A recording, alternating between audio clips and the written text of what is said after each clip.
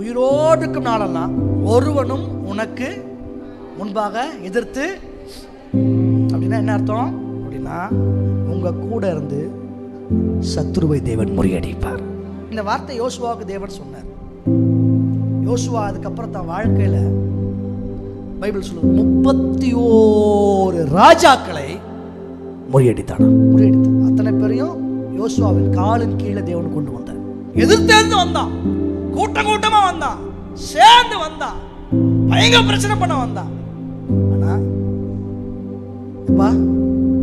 நான் உன் கூட இருப்பேன்னு சொன்ன ஆண்டவர், ஒருவனும் உன்னை எதிர்த்து நிற்பது இல்லை என்ற வாக்கின்படி எதிர்த்து வந்தார்கள்.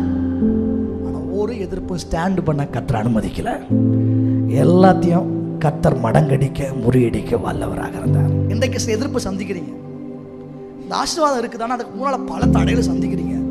திடீர்னு வரா மாதிரி இருக்கு, சேர்ந்து வரா மாதிரி இருக்கு, யாரையோ கூட்டிட்டு வரா மாதிரி இருக்கு, என்னென்னமோ பண்ற மாதிரி இருக்கு.